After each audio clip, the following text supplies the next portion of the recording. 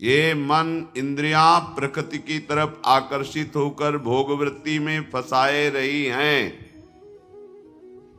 अब इन वृत्तियों को समेट करके एकमात्र सच्चिदानंद प्रियालाल के चरणों में समर्पित करना है। सारे उपदेश का सार यही है।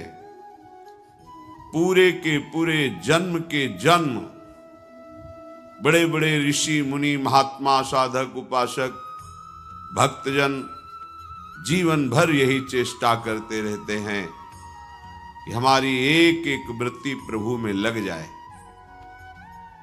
तो जैसे भक्ति इतनी सामर्थ्यवान है कि प्रत्येक वृत्ति को भगवदाकार कर देती है, ऐसे माया भी ऐसी ही सामर्थ्यवान है, प्रत्येक वृत्ति को विषयाकार कर देती है। विपक्ष कमजोर नहीं है।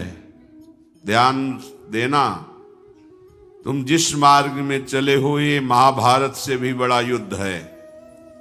महाभारत में प्राकृतिक बलधारियों को परास्त करना है, सामने जो पांच भौतिक शरीर वाले हैं। यहां सूक्ष्म रूप से अंतर महाबलवान कामादि विकार जो महाभारत में विजयी हुए उनको भी परास्त करने की सामर्थ्य रखने वाले ये षड विकार सबके अंतःकरण के अहम धर्म पर अपना निवास स्थान बनाए हुए हैं। कहीं बाहर नहीं, अंदर ही विचार रूपी बाणों से भगवत कृपा पात्र जन इन विकारों को नष्ट करते हैं।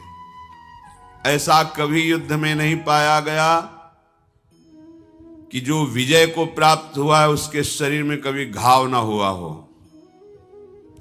विपक्ष के बाणों से घायल होते हुए भी विपक्ष को परास्त कर वो जय को प्राप्त होता है।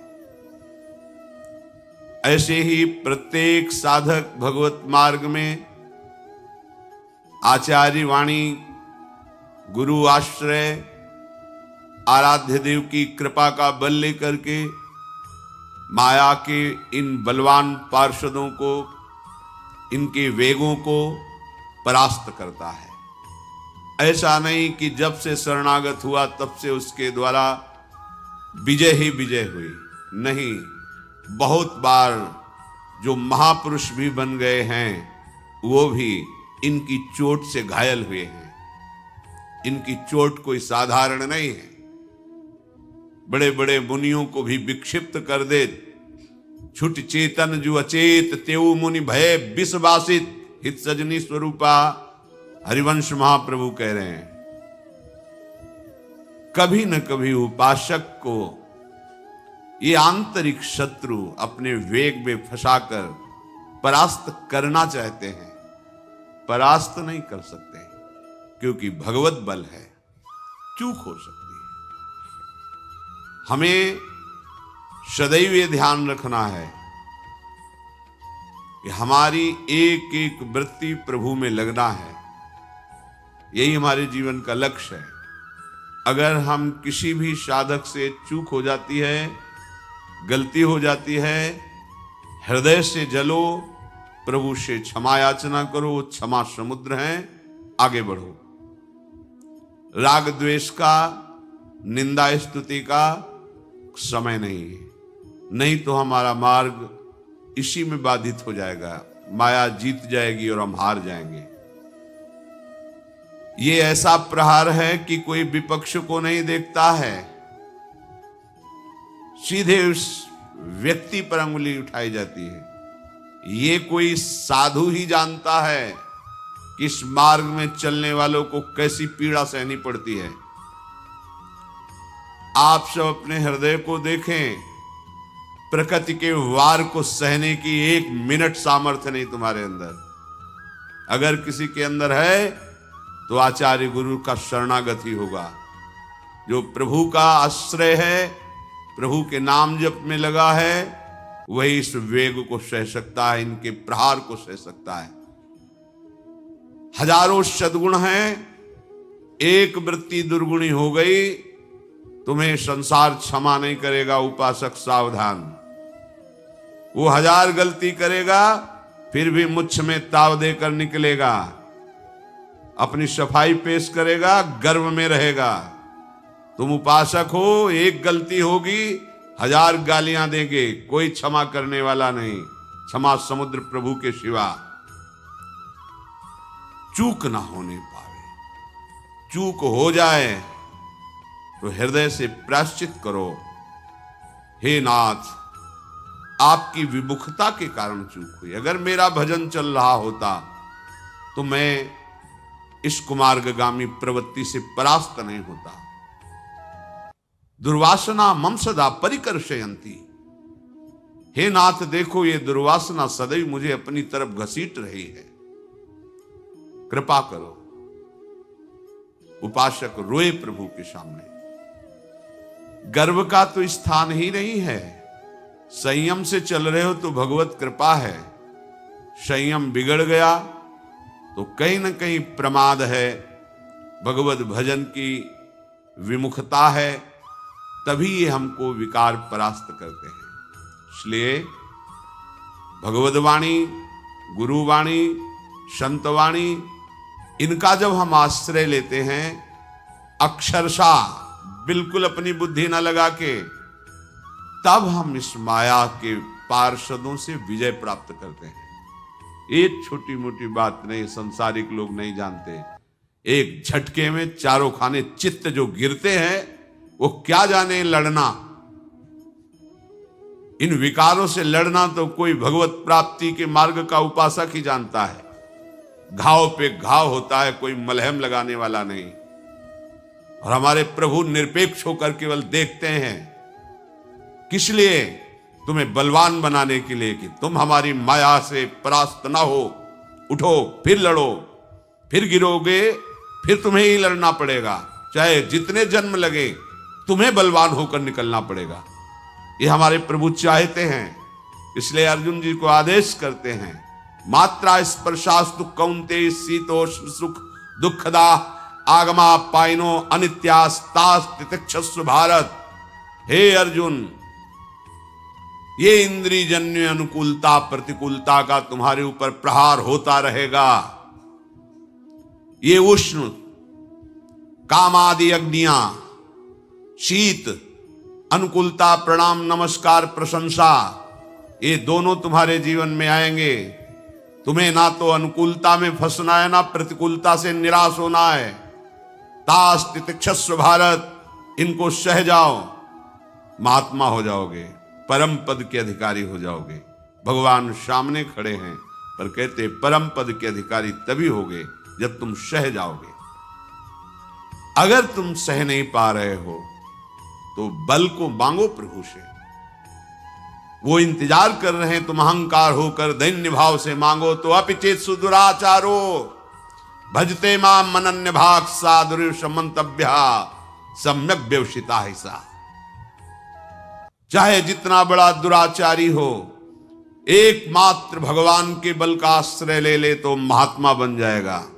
करो सद्यते साधु समाना। संसार नहीं समझेगा तुम्हें। तुम्हारे मालिक देख रहे हैं तुम्हें, ईश्वर देख रहा है। ईमानदारी से भगवत मार्ग में चलो, फिसलोगे तो शास्त्रावाहु भगवान तुम्हें अनंत भुजाओं का बल देकर बचा लेंगे। आप प्रमाद करोगे, उनकी कृपा, उनकी क्षमा का अनादर करोगे, पुनः बार बार वैसा करोगे तो भगवान कृपा समुद्र वो दंड विधान नहीं करते। स्पष्ट समझ लीजिए, जहां कहीं ऐसा दंड विधान दिखाई देता है, उनकी अपार करुणा होती उसमें। पर उनके द्वारा निर्धारित किए हुए लोकपाल शक्तियां ये तुम्हें दंड देने लगेंगी, क्योंकि तुम भगवान की कृपा का अनादर करके, उनकी क्षमा का दुरुपयोग करके मनमानी आचरण करते हो तो तुम भगवत शरणागति में कलंक लगा रहे हो। तो उनके पार्षद फिर आपको दंड देने लगेंगे। फिर आप कहोगे भगवान की शरण होने पर भी हमारी ये हालत है। इसलिए सावधान, ये बहुत बड़ा युद्ध है। उपासक, तुम केवल अकेले हो, पूरी सृष्टि तुम्हारी परीक्षा में है, पूरी सृष्टि तुम्हारे विरोध में है। किसी को तुम अनुकूल मत मान लेना। कैसे? कोई बहुत तुम्हें प्यार करता है, अनुकूल करता है, तो तुम्हारी आंतरिक वृत्ति को चुरा रहा है, वो तुम्हें परास्त कर रहा है। रागात्मक वृत्ति तुम्हारे भगवत चिंतन में बाधा पहुंचा देगी। कोई तुम्हारा विरोध कर रहा है, निंदा कर रहा है, अपमान कर रहा है, तो द्वेषात्मक वृत्ति घसीट लेगी और तुम्हारी भगवत चिंतन की वृत्ति में बाधा पहुंचा देगी। इसलिए राग द्वेष दोनों खोइए, खोजिए पद निर्वाण, मत करो चिंता। अहम त्वाम सर्व पापेभ्यो मोक्षयिष्यामि मा शुचा, मैं तुम्हें पवित्र करूंगा। बस तुम्हें अपने स्वामी की आज्ञा पर चलना है। स्वामी जानते हैं, श्री स्वामी हरिदास जी महाराज कह रहे हैं, ये विचित्र माया पसारी आपकी है। कौन ऐसा ऋषि मुनि है जो इस माया की गोद में बैठकर आपको भूल ना जाए। इसलिए हमसो ना बिगाड़न को, तोसो ना संवारन को, तोई मोहि पड़ी होड़, कौन दो जीते है कौन दो हारिए पर बदी न तो। ये विचित्र माया भगवान की है, समझ में नहीं आती है कि क्या रूप रख करके तुम्हें परास्त कर देगी। एक रूप है, जैसे भगवान की अनंत महिमा है, ऐसे अचिंत्य महिमा माया की है। ये विषयी पुरुष संसार के भोगों में रत केवल बाहरी चेष्टा को देखते हैं, उपासक की आंतरिक युद्ध वृत्ति को नहीं देख पाते। भगवत कृपा पात्र फिसल सकता है, लड़खड़ा सकता है, लेकिन नामे भक्ता प्रणश्यति, मेरे भक्त का कभी नाश नहीं हो सकता। तुम क्या बिगाड़ सकते हो? अपनी वृत्ति को निरंतर भगवत चरणारविंद में लगाने का प्रयास करो। ठेका भगवान का और गुरुदेव का है तुम्हें भगवत प्राप्ति कराने का। आप बार बार आज्ञा का उल्लंघन करेंगे, फिर भी उनके हृदय में कोई फर्क नहीं पड़ने वाला। तुम उनके हृदय को नहीं जानते हो, अगाध समुद्र हैं। पर उनके द्वारा निर्धारित किया हुआ शासन विभाग भागवतिक तुम्हें फिर चैन से नहीं रहने देगा। उनके हृदय में तुम्हारे प्रति कभी वात्सल्य के सिवा और कुछ नहीं आ सकता। तुम नहीं समझ सकते सदगुरु के हृदय को, भगवान के हृदय को, महात्मा के हृदय को। अगाध समुद्र होता है, पर उनके द्वारा जो निर्धारित किया हुआ शासन विभाग भागवतिक है, फिर वो तुम्हारे पीछे पड़ जाएगा, क्योंकि तुम उनकी आज्ञा का बार बार उल्लंघन कर रहे हो, उनकी कृपा का दुरुपयोग कर रहे हो। इसलिए चाहे गृहस्थ हो चाहे विरक्त हो, हर उपासक से प्रार्थना है, हमारे लाडले युगल सरकार की कृपा का दुरुपयोग मत करो। हमारे प्रभु ने तुम्हें क्षमा कर दिया है अनंत जन्मों के अपराधों को, अवहेलना मत करो। उनकी अवहेलना होगी यदि उनकी आज्ञा का पालन नहीं करोगे। तुम्हें ध्यान देना है, तुम किसके दास हो, तुम कहां खड़े हो, क्या देख रहे हो, क्या कर रहे हो। थोड़ा तो विचार करो। तुम्हें कौन जानता है, लेकिन तुम जिनका तिलक लगाए हो, कंठी बांधे हो, उनकी अगर कोई निंदास्पद बात करे, हे हरि का दास, भगत बनता है भगवान का। जिन लाडले ने हमें कृपा करके मनुष्य जन्म दिया, ये सौभाग्य दिया कि हम भगवत मार्ग में चल सकते हैं, उनको कोई अंगुली उठाए, कैसे तुम दास हो। अपने स्वामी की निंदा करवाओ, कैसे तुम दास हो। स्वामी को सर झुकाना पड़े तुम्हारे लिए, कैसे तुम दास हो। इतना भी इंद्रियों की गुलामी स्वीकार नहीं करना चाहिए कि हमारे आराध्य देव को हमारे लिए कोई गाली दे, हमारे गुरुदेव को कोई गाली दे, हमारे वेश को कोई गाली दे, जो आचार्य कृपा से प्राप्त हुआ है, भगवत कृपा से प्राप्त हुआ है। चूक होना स्वाभाविक है, लेकिन बार बार अपराध करना दंडनीय अपराध है। चूक की सुधार है, अपराध की नहीं। अपराध भगवत बल को लेकर के दुराचार करना, संभाल लेंगे, वो बचा लिया, आगे भी बचा लेंगे, इस भावना से और दुराचार प्रवृत्ति करना, अहंकार प्रवृत्ति को बढ़ा लेना, मनमानी आचरणों में उतर जाना, फिर शासन विभाग तुम्हें संभाल लेगा। भागवती ऐसा दंड देगा कि किसी काम के नहीं रहोगे। हमारी बात मान लीजिए, बहुत बढ़िया अवसर है। श्री भगवान के वचनों को श्रद्धा पूर्वक श्रवण कीजिए, मनन कीजिए और आचरण में उतारने की चेष्टा कीजिए। बल भगवान देंगे। माया से लड़कर कोई पार हो जाए, वो एक ही बल है, हरि शरणम मामे ये प्रपद्यन्ते माया में ताम तरंति। श्री भगवान कह रहे यदि जीवन भर भजन नहीं किया तो जब तुम्हें सत्संग मिला उस दिन से शुरू कर दो। ऐसा भी नहीं हो पाया तो कहीं तुम्हारे सौभाग्य से ऐसा हो कि अंतिम समय कोई तुम्हें नाम सुना दे, प्रभु की छवि के दर्शन करा दे, या भगवान की चर्चा सुना दे, या श्री हरिप्रियाजू का उच्छिष्टामृत चरणामृत वृंदावन की रज मिल जाए।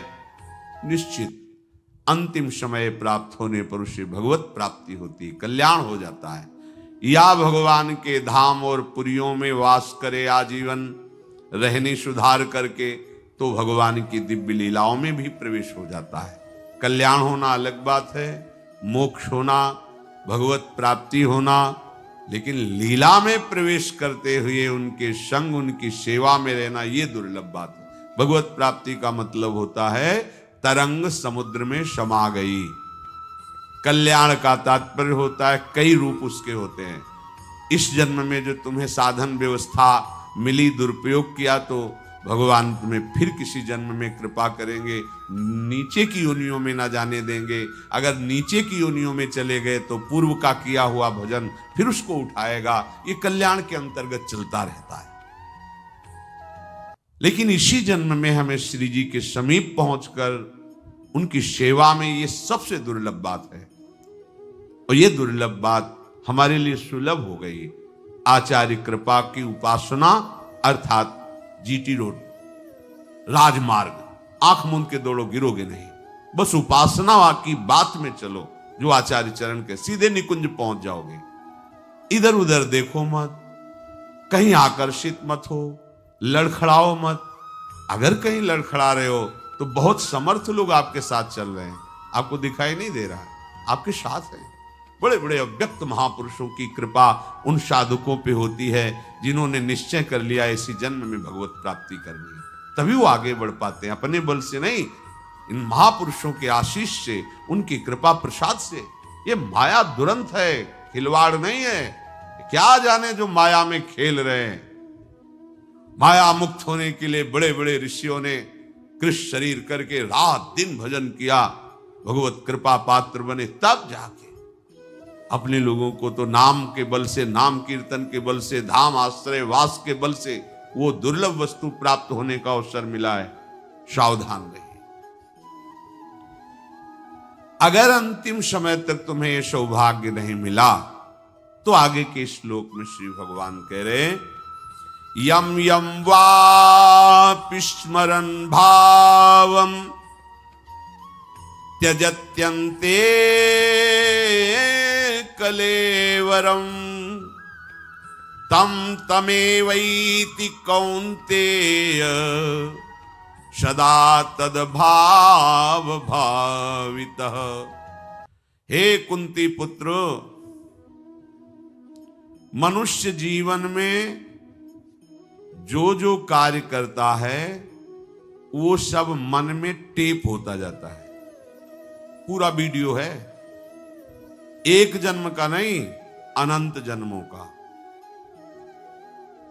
अगर इस जन्म में आप भजन कर रहे हैं, मानो अनंत जन्म के वीडियो को डिलीट कर रहे हैं।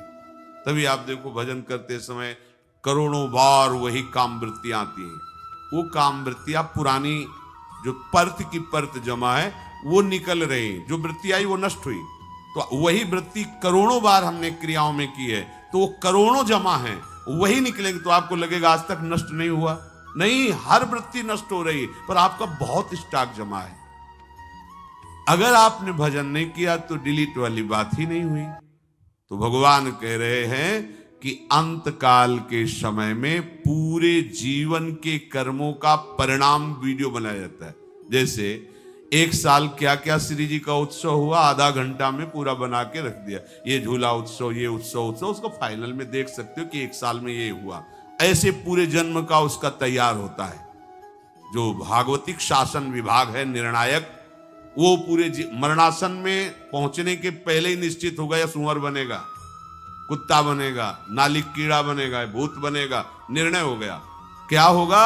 अंतिम समय उसकी चित्तवृत्ति वहीं लग जाएगी, जबरदस्ती वहीं लगा दी जाएगी, दुर्गति होनी है।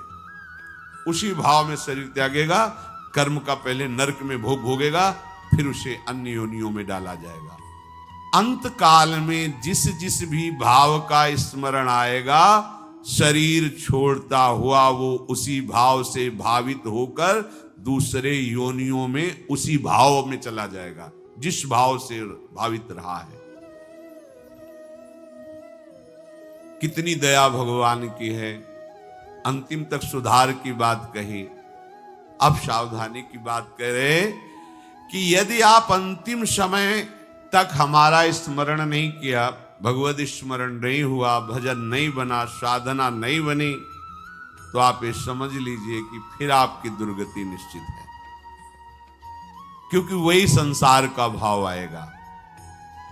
सदा तद्भाव भाविता, जीवन भर जो तुम कर रहे हो यही अंतिम परिणाम भाव तुम्हारे सामने आएगा। ऐसा न समझे कि जीवन भर पापाचरण करो, अंतिम में तुम्हारे सामने भगवान आ जाएंगे। हाँ, कुछ समय बचा और आपको होश आ गया कि बहुत गलती हुई, जीवन गया विषयों में, हे नाथ, आने की संभावना बन गई, कल्याण की बात बन रही है, लेकिन आप अंतिम समय तक विवेकहीन होकर भोगों में ही लगे रहे। अच्छा, अंतिम समय की कोई अवस्था नहीं होती कि आप बूढ़े होकर मरोगे, कब चले जाएं, पता नहीं कौन सा क्षण अंतिम हो, और उस समय तक आपने भजन किया नहीं, हमारा जीवन व्यर्थ चला जाएगा। जिस किसी का अंतिम समय चिंतन होता है, शरीर छोड़ने के बाद वो वही शरीर धारण करता है। एक महात्मा जी थे, पूज्यपाद सिउड़िया बाबा जी के वचन में, बड़े अकिंचन थे। देखो,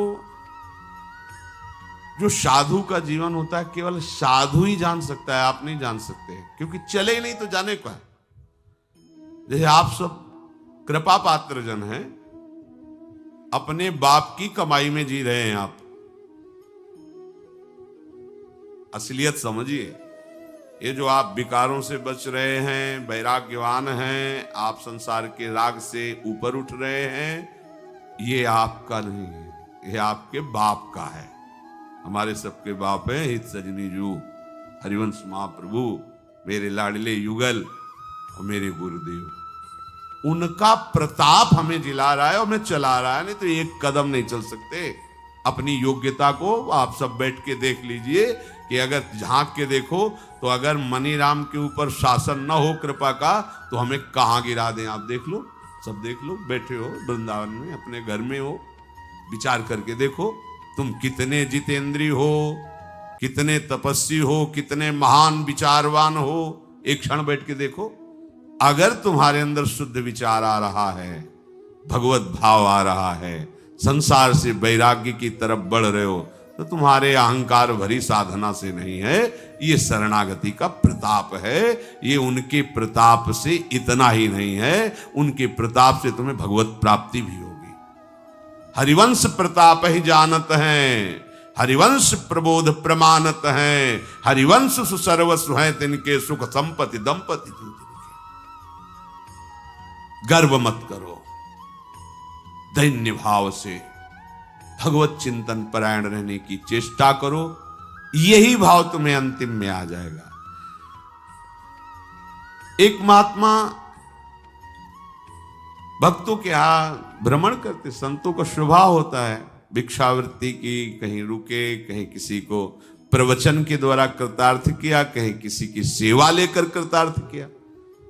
भोजन, वस्त्र, प्रणाम, नमस्कार, ये सब संतों का भजन उनके मंगल के लिए जाता है, जो उनकी इस तरह की सेवा। और जो निंदा करते हैं, अपमान करते हैं, संत इतने कृपाल होते हैं, उनका भी मंगल करने की भावना। करत जे अनुशयन निंदक तीनों पे अनुग्रह कियो। तो उस समय असरफी चलती थी, तो किसी भक्त ने उनको 4-5 असरफियां भेंट में दी। तो गीता जी साथ रखते थे कपड़े में, ग्रंथ को कभी निर्वस्त्र न रखे। आचार्य वाणी, भगवद वाणी, एक रुमाल ही भले चाहे तुम्हारे पास हो, कभी जमीन में ऐसे मत रखना, आसन में विराजमान। बहुत सम्मान दो। गुरु ग्रंथ साहब का कैसा सम्मान करते हैं उपासक जन, वहां देखो छत्र चवर के साथ गुरु ग्रंथ साहब चलते हैं।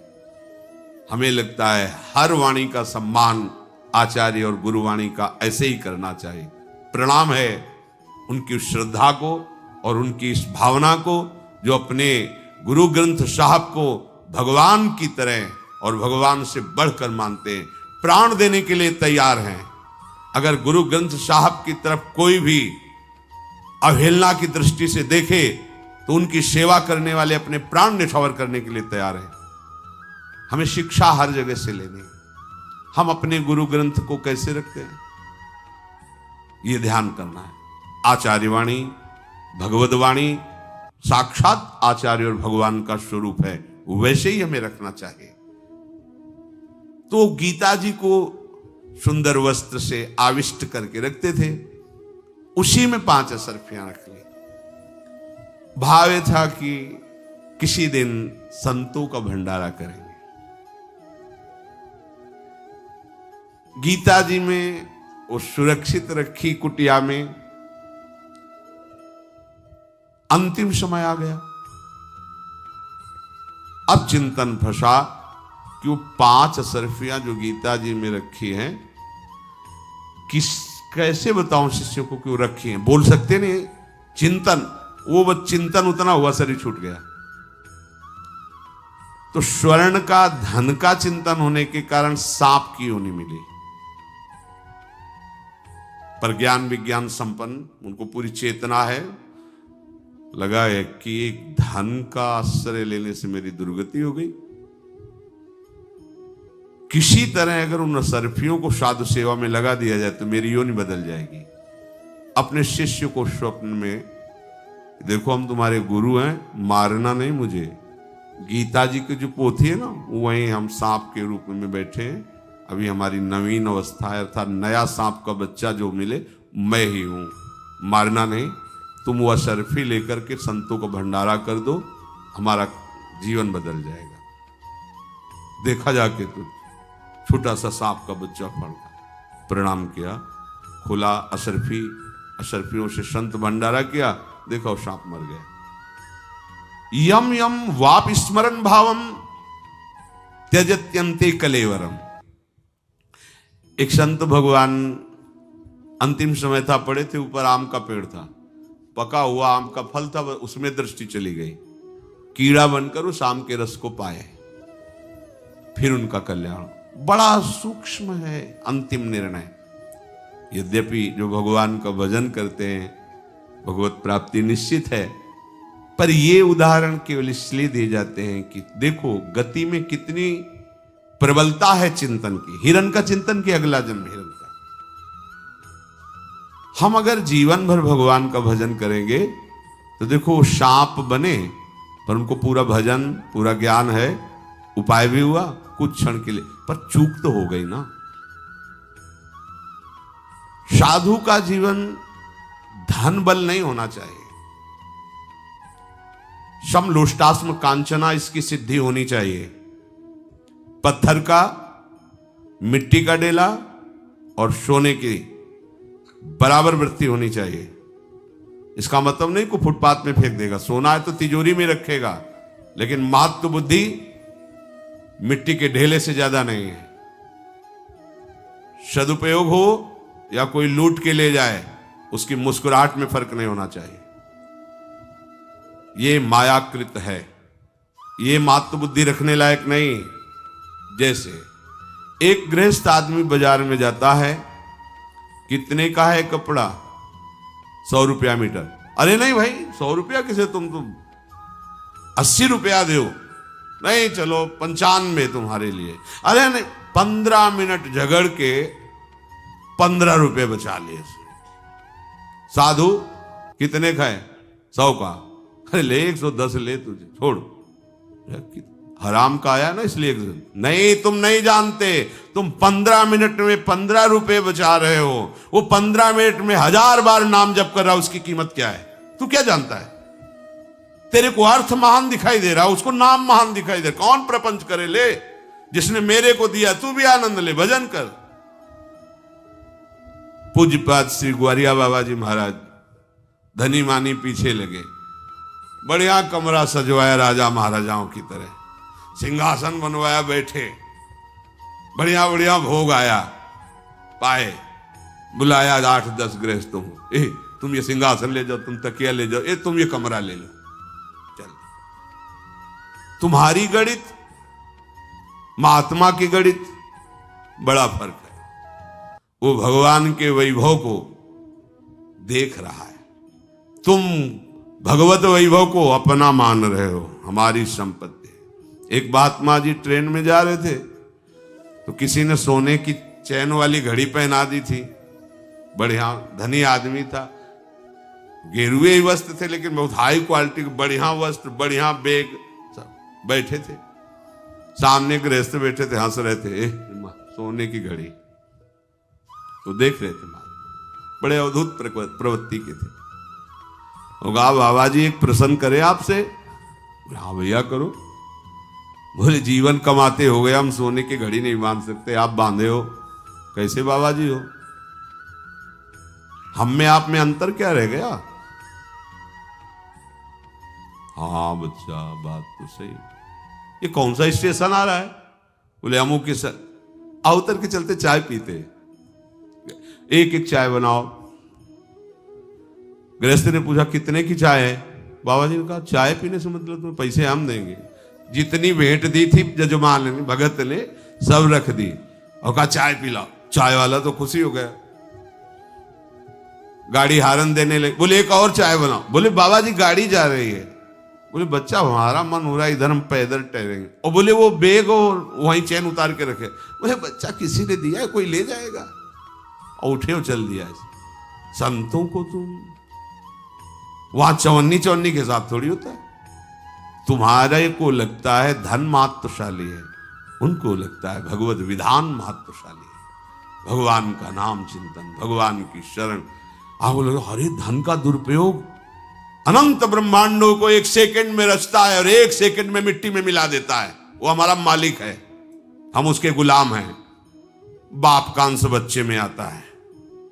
भगवत पार्षदों के अंदर इसका महत्व नहीं होता। मतलब बड़े से बड़े श्रृंगार को सजाया, 2 मिनट में राख करके चल दिए। तुम्हें लगेगा जिंदगी की कमाई माटी में मिलाई, तुम्हें समझ में नहीं आ रहा। अरे वो माटी में माटी को मिला रहे, जिंदगी तो उनकी अमूल्य है। अपनी मानसिकता को, संतों को नहीं तौला जा सकता अपनी मानसिकता से।